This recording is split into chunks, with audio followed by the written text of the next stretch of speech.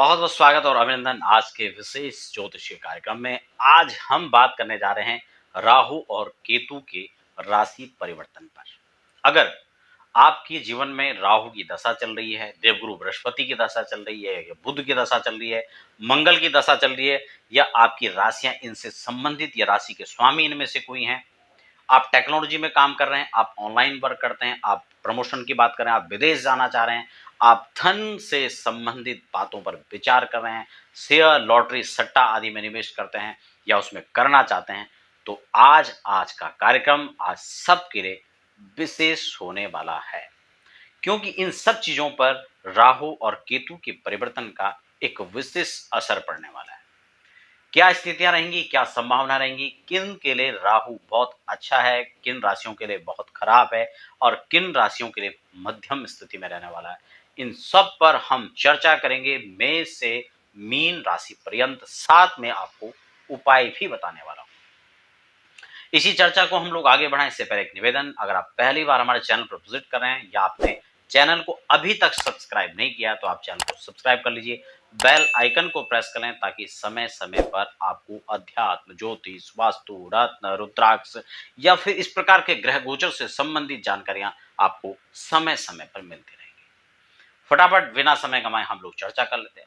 सब जानते हैं कि राहु अभी तक मेष राशि पर संचरण कर रहे थे, जो मंगल की राशि थी। अगर आपकी मेष राशि है या मंगल से आपका कोई नाता है, आपका वृश्चिक राशि है, मंगल उसके स्वामी बनते हैं, मेष राशि है उसके स्वामी मंगल है, या फिर मंगल के साथ आपका कोई भी संबंध बनता है या आप उससे रिलेटेड कोई वर्क कर रहे थे, तो आपने फेस किया होगा कि राहु ने इस गोचर काल में, क्योंकि देवगुरु बृहस्पति भी वहीं पर बैठे थे और चांडाल दोष का निर्माण आपकी इस राशि पर हो रहा था, आपने खूब अच्छे से अनुभव किया होगा। बड़ा उतार चढ़ाव आपको देखने को मिला, बड़ी संभावनाएं जो थी आप उनको खो दिया आपने, जो तरक्की आप उस पीरियड में करना चाह रहे थे आप नहीं कर पाए। जिन बच्चों का जन्म उस काल में हुआ उनको हमेशा हमेशा के लिए इसने चांडाल योग जैसे योग का उनकी कुंडली में निर्माण कर दिया। अब क्या विशेष होने वाला है, जिन बच्चों का जब जन्म होगा वह इस दोष से निवृत्त हो जाएंगे, उनकी कुंडली में इस प्रकार का दोष नहीं रहेगा। जो लोग ऑनलाइन काम करते हैं, जो लोग टेक्नोलॉजी में काम करते हैं, जो लोग विदेश जाना चाहते हैं, जिनका विदेश से काम जुड़ा हुआ है, जो लोग खासकर केमिकल्स, ड्रग्स के क्षेत्र में काम कर रहे हैं, जो ऑनलाइन किसी भी प्रकार का बिजनेस कर रहे हैं, शेयर सट्टा में काम करते हैं, बिजनेस व्यापार जिनका है, शिक्षा से जुड़े हुए थे, या फिर अब जब वो देवगुरु की मीन राशि में प्रवेश करेंगे तो बृहस्पति से जिनका नाता है, यानी धनु और मीन राशि के जातक, या फिर जिनकी दशा इसकी चल रही है या बुध की दशा जिनकी चल रही है, उन सब के लिए मैंने विशेष क्यों कहा, क्योंकि उन सब पर विशेष प्रभाव पड़ने वाला है। या फिर उन लोगों को बड़ा ध्यान यहां पर रखना चाहिए जिन लोगों की कुंडली में काल सर्प जैसे दोष है, क्योंकि उन पर विशेष प्रभाव पड़ने वाला है। क्या सकारात्मक क्या नकारात्मक प्रभाव रहेगा, उपाय भी साथ साथ बताऊंगा। सबसे पहले राशि की श्रृंखला में हम बात कर लेते हैं मेष राशि की। मेष राशि के लिए यह गोचर काल अगर हम देखें तो आपकी राशि से द्वादश भाव पर होगा, और राहु देव जब भी द्वादश पर जाते हैं, मैं पिछले एपिसोड में भी चर्चा कर रहा था, तब यह आपके जनबल, धनबल और बाहुबल को बढ़ाने का काम करते हैं। राजनीति से जो लोग जुड़े हुए हैं, राजनीति से प्रेरित हैं, या राजनीतिक लोगों के साथ जिनका उठना बैठना, खाना पीना या उनसे संबंधित, उनके साथ किसी भी प्रकार का आप वर्क करते हैं, तो आपके लिए यह राहु बहुत अपॉर्चुनिटी लेकर आएगा। लेकिन ध्यान रहे, धोखा धड़ी, नकारात्मक प्रभाव को फैलाने के लिए या फिर आपकी मिसअंडरस्टैंडिंग, यह राहु इस दशा और इस गोचर काल में आपको दे सकता है।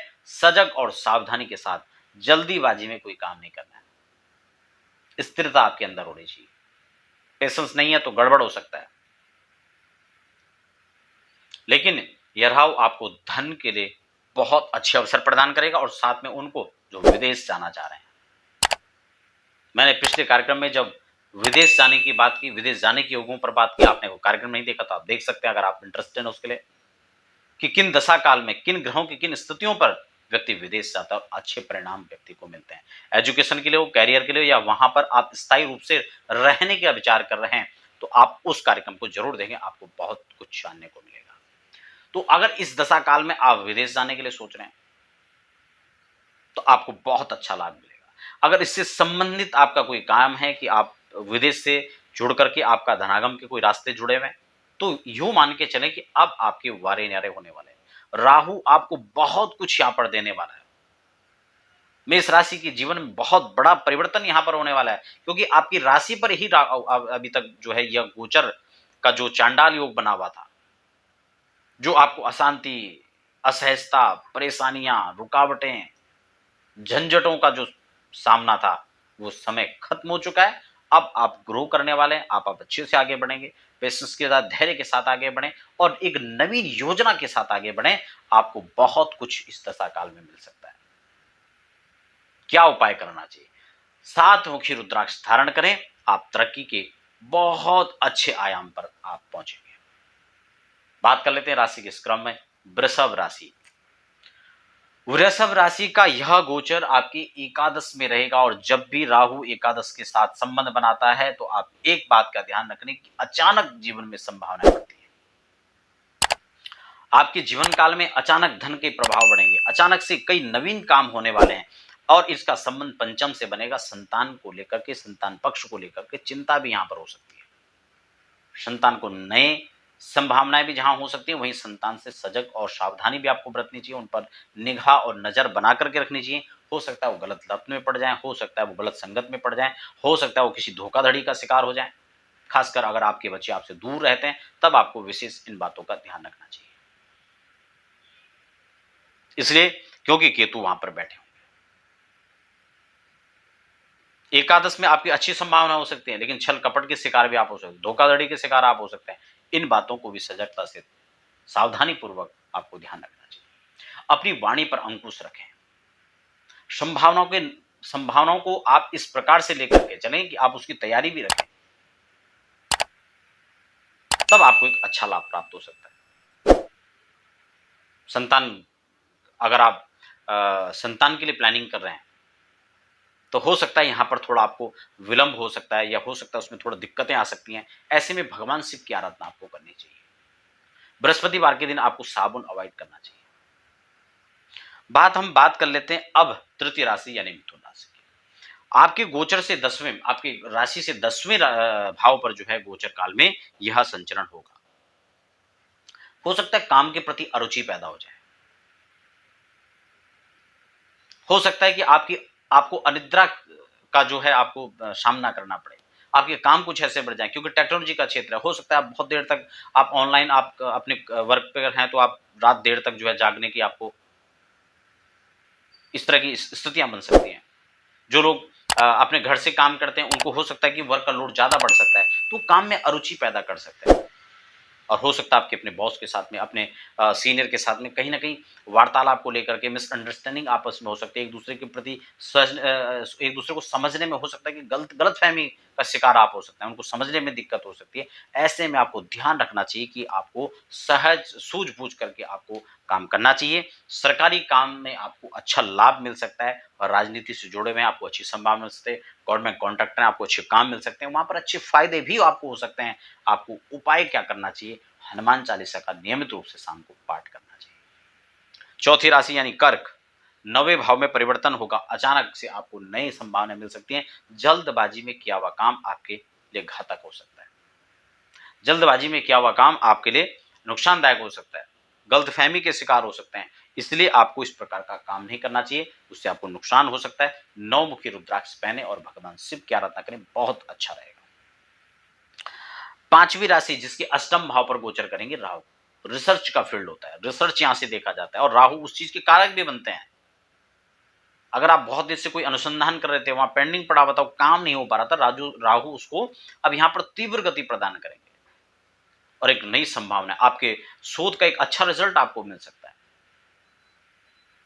पैतृक कार्य जो पेंडिंग पड़े हुए थे, पैतृक प्रॉपर्टी का कोई समस्याएं थी, उससे संबंधित आप कोई समस्याएं झेल रहे थे या फिर कोर्ट में उससे संबंधित मुकदमा चल रहा था, तो वहां से आपको लाभ मिल सकता है। लेकिन शॉर्ट टर्म रोग भी उत्पन्न हो सकता है, दंत रोग आपको हो सकता है, गले का रोग हो सकता है, इसलिए उसका ध्यान रखना चाहिए। छठी राशि यानी कन्या, कन्या पर विशेष प्रभाव रहेगा क्योंकि बुध की राशि भी है, और ये 7वें स्थान पर आपके विराजमान रहेंगे। पारिवारिक मतभेद हो सकते हैं, पति पत्नी के संबंधों में कड़वाहट आ सकती है, आपके दाम्पत्य जीवन में कलह हो सकता है, आपके love partner, life partner, business partner, ये तीनों पार्टनर पर खासकर आपको ध्यान देना पड़ेगा। हो सकता है वाद विवाद आपको भारी पड़ सकती है, हो सकता है एक दूसरे की बातों को समझने में ही गलतफहमी हो सकती है। इस चीज का खासकर आपको ध्यान रखना है क्योंकि मतभेद की स्थिति हो सकती है। जब राहु यहां बैठेंगे तो केंद्र में, आपके लग्न में केतु बैठे होंगे, और तब एक दूसरे के सामने जब आपका ये दृष्टिगत संबंध रहेगा तब आपके स्वास्थ्य को भी प्रभावित कर सकता है। जैसे कि मैंने आपको कहा, आपका सिर रोग, मस्तिष्क रोग, दंत रोग, इस प्रकार की समस्याएं आपको झेलनी पड़ सकती हैं, और विवाह में किया हुआ जल्दबाजी या रिश्ते में किया हुआ जल्दबाजी आपको नुकसानदेही हो सकती है। तुला राशि यानी छठे भाव पर आपके गोचर करेंगे राहु। जब भी राहु छठे भाव में आते हैं, आपका जनबल, धनबल, बाहुबल, इसको बढ़ाने के साथ साथ में आपकी ख्याति बढ़ने लग जाती है, आपको नए आयाम प्राप्त होंगे, रुके हुए पेंडिंग काम पूरा हो सकता है। यहां पर आपका हो सकता है कुछ जो गया हुआ धन था वो अचानक से आ जाए। शेयर, लॉटरी, सट्टा, इस तरह के कामों से आपको अच्छी संभावनाएं हो सकती हैं। शत्रु पर विजय पाने के लिए बहुत अच्छा समय। कोर्ट का कोई मुकदमा आप चल रहा था, आप वहां पर विजय प्राप्त कर सकते हैं, धैर्य बना करके, और विश्वासघात, इसकी संभावना बनी रहती है। अष्टम राशि यानी वृश्चिक, पंचम भाव पर राहु संचरण करेंगे और केतु की स्थिति 11वें भाव पर है। संतान पक्ष को लेकर चिंता हो सकती है। जो लोग संतान का प्लानिंग कर रहे हैं, बेबी प्लानिंग कर रहे हैं, उनको थोड़ा सा यहाँ पर दिक्कतें हो सकती हैं। खासकर उन लोगों को ध्यान रखना चाहिए 2-3 महीने की गर्भ जिनके, क्योंकि प्रारंभिक काल में राहु यहाँ पर बड़ी उथल पुथल करता है, उनको ध्यान रखना चाहिए। संतान किसी प्रकार से बच्चे गलत रास्ते पर ना चले, उसकी चिंता आपको करनी चाहिए। इन्वेस्टमेंट में कोई जल्दीबाजी आपको नहीं करनी चाहिए, धैर्य के साथ काम करें। बहुत जल्दी किसी पर विश्वास करना, धोखाधड़ी का शिकार, ये आप इस प्रकार की संभावना बन सकती है। क्या करना पड़ेगा? 3 मुखी रुद्राक्ष धारण करना चाहिए, अच्छी सफलताओं को आप प्राप्त कर सकते हैं। अब बात कर लेते हैं धनु राशि की। धनु की राशि यहां पर अगर देखा जाए तो चौथे भाव पर यहां पर जो है गोचर रहेगा राहु का। माता के स्वास्थ्य को तो ध्यान रखना ही पड़ेगा, लेकिन धन के मामले में अच्छी संभावनाएं हैं। यहाँ पर धनबल, जनबल और बाहुबल बढ़ाने के साथ साथ राजकीय कार्यों में सफलता आपको प्राप्त हो सकती है। नए वाहन की एंट्री घर में हो सकती है। बात 2 व्हीलर की करें या 4 व्हीलर की, किसी प्रकार की जो वाहन की संभावना यहाँ पर बढ़ सकती है। साथ साथ में आपको मकान, प्रॉपर्टी का भी यह लाभ दे सकता है। मंगल की स्थिति अच्छी है, उनके दशा काल में इस प्रकार से कोई योग बन रहा है तो ये डेफिनेटली ये काम आपको हो जाएगा। 7 मुखी रुद्राक्ष धारण करना, भगवान शिव की आराधना करना, ये आपके लिए बहुत अच्छा हो सकता है। बात मकर की कर लेते हैं।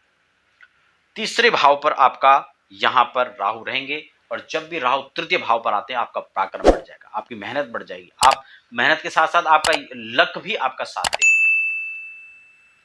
कहीं ना कहीं आध्यात्मिकता, धार्मिकता की ओर लगाव और झुकाव बनेगा, पुरुषार्थ बढ़ेगा, और ऐसे में आपको धन का प्रभाव अच्छा होगा। कई सारे आपके फायदे हो सकते हैं। आईटी क्षेत्र से जुड़े हुए हैं, आईआईटी क्षेत्र से जुड़े हुए हैं, बहुत अच्छा आपको काम मिलेगा, बहुत अच्छा आपको लाभ मिलेगा। ऑनलाइन बिजनेस वालों को तो बहुत अच्छा चढ़ाव मिलेगा, बहुत तेजी से आप काम कर सकते हैं। टेक्नोलॉजी से जुड़े हुए हैं तो आपको बहुत अच्छा लाभ मिल सकता है। विदेश जाने की तैयारी कर रहे हैं, एजुकेशन के लिए हो, कैरियर के लिए आप जा सकते हैं, बहुत अच्छी संभावना यहाँ पर बढ़ रही है। और आप अपने दशाकाल, अपनी कुंडलियों को सब कुछ देख करके और अच्छे से आप विचार करके आप आगे बढ़े। एकादश यानी कुंभ राशि, कुंभ राशि के द्वितीय भाव पर यह संचरण करेंगे, और धन भाव में संचरण करने से धन का लाभ अचानक बनेगा। लॉटरी, शेयर, सट्टा, यहां से आपका धन आ सकता है। कोई गया हुआ धन था, पेंडिंग पड़ा हुआ था, कोई काम है, पैतृक प्रॉपर्टी का काम है, पैतृक समस्याएं चल रही थी, पैतृक विवाद था प्रॉपर्टी में, मुकदमा आप झेल रहे थे, नई बात बन रही थी, तो अब आपको राहत मिल सकती है और यहां पर आपका काम बन सकता है। खासकर किसी भी काम में आपको जल्दबाजी नहीं करना, और वाणी पर अंकुश और संयम बना करके रखना है, क्योंकि यह आपके लिए एक हथियार साबित हो सकता है। क्या करना चाहिए उपाय के तौर पर? आपको ओम नमः शिवाय प्रातःकालीन 108 बार और शाम के समय कम से कम 5 बार हनुमान चालीसा, नहीं तो एक बार तो पढ़ ही ले। तो इस प्रकार से आपको बहुत अच्छी संभावना मिलेगी। ठीक है, मीन राशि की बात कर लेते हैं। मीन पर तो खुद अभी गोचर काल रहेगा राहु का, स्वास्थ्य का ध्यान रखना पड़ेगा। स्वास्थ्य पर विशेष ध्यान रखना पड़ेगा, पारिवारिक संबंधों पर आपको ध्यान देना पड़ेगा और जल्दबाजी में कोई काम आपको नहीं करना है। संबंधों में थोड़ा-सा आपको नरमी बरतनी पड़ेगी। संबंधों में आपको नरमी बनाकर रखनी और पार्टनर, चाहे love partner, life partner, business partner, communication के साथ अच्छा हो। केमिस्ट्री अच्छी बैठी रहेगी तो काम अच्छा चलेगा, नहीं तो गड़बड़ हो सकता है। कहीं ना कहीं आपस में मनमुटाव की स्थिति पैदा हो सकती है। आप कह कुछ रहे हैं, अगले ने समझ कुछ लिया, तो इस प्रकार की संभावना से मतभेद हो सकता है, जिसको आप गलतफहमी का शिकार कह सकते हैं। तो इन प्रकार की संभावना न बने, उसके लिए आपको अपनी वाणी पर अंकुश और सूझबूझ करके धैर्य के साथ आगे बढ़ना चाहिए। क्या करना चाहिए? भगवान शिव की आराधना आपके लिए बहुत उत्तम है और बृहस्पतिवार के दिन ध्यान रखें, आप साबुन, शैम्पू आदि अवॉइड करें। नहाने धोने, कपड़े धोने में इस चीज को इस्तेमाल न करें। या गोचर काल आपको भी अच्छा लाभ दे सकता है अगर आप इन उपायों के साथ आगे बढ़ते हैं। दर्शकों, ये था मेष से मीन राशि पर्यंत राहु और केतु के गोचर को लेकर के। कार्यक्रम आपको कैसा लगा? अच्छा लगा तो आप लाइक जरूर करें वीडियो को और फिर मिलते हैं अगले एक नए कार्यक्रम के साथ। तब तक के लिए दीजिए इजाजत। धन्यवाद।